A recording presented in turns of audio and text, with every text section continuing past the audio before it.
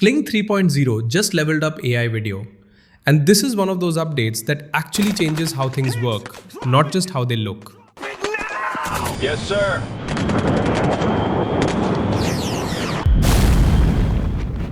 Higgsfield has officially launched Kling 3.0, and instead of focusing on flashy one-off clips, this model is clearly built for something more serious: structured scenes, real camera logic, and cinematic continuity.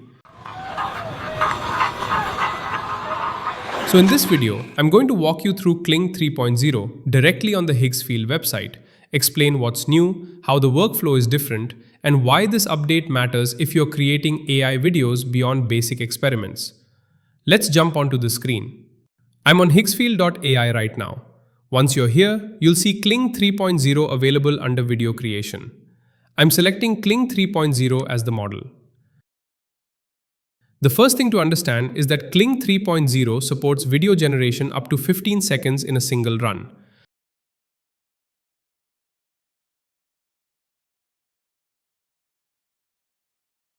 But unlike older models, this 15-second video is not treated as one flat clip. It's treated as a sequence of shots. Think about how movies are made. Even a short scene uses multiple camera angles: a close-up to establish emotion, a follow shot for motion, a wider shot for scale, and a calm ending to resolve the scene. Kling 3.0 finally brings that same idea into AI video generation. Here in the interface, the first thing you'll see is the start frame option. This is simply a reference image that locks in the character and visual style. Everything that follows is built on top of this frame. Once the start frame is set, you can enable multi-shot.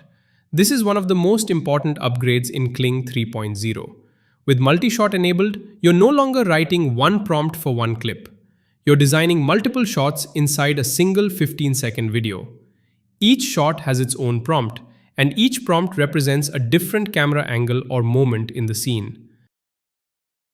This is the key idea to understand Kling 3.0. Now, instead of guessing camera angles, a lot of creators use tools like ChatGPT just to help plan the shots. Not to generate the video itself, but to outline things like close-ups, follow shots, and wide reveals. Once you have those shot descriptions, you simply paste them into each shot field here. Each shot typically lasts around 3 seconds. So if you want to use the full 15 seconds, you can design 5 shots, 5 camera angles, 1 continuous video. Now, there's one optional feature here that's worth mentioning, especially for cinematic work. This is called Create Element. What this does is help Kling keep characters or objects consistent across shots. You can think of it as telling the model, this is the same person, don't change them when the camera moves. In this case, I'm simply using the same start frame image and saving it as a character element. I'm not overcomplicating it. This just helps lock identity early in the scene. You don't need this for every video, but for storytelling, ads, or branded content, it can make a noticeable difference. At this point, you've essentially directed a scene. The structure is defined, the camera logic is clear, and Kling 3.0 knows how the sequence should unfold. To really understand what this workflow unlocks, let's look at how Kling 3.0 actually performs in real cinematic scenes.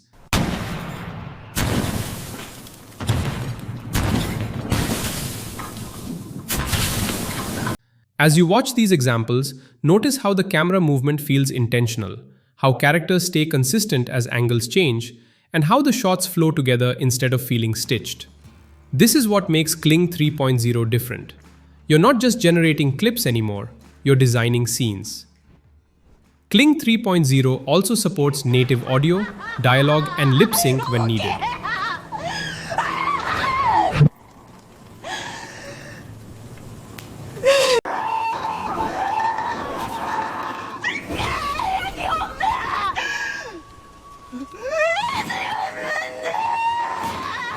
For this walkthrough, I focused on visual storytelling, but the audio controls are there for projects that need them. Now, one important thing I want to clarify here, especially if you're watching this as a creator. The clips you're seeing right now are not random examples. These are carefully selected cinematic scenes that highlight what Kling 3.0 is actually good at.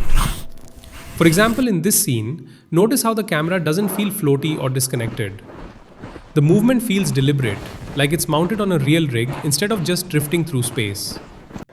This kind of camera behavior is extremely hard for AI video models, especially when there are multiple shots involved.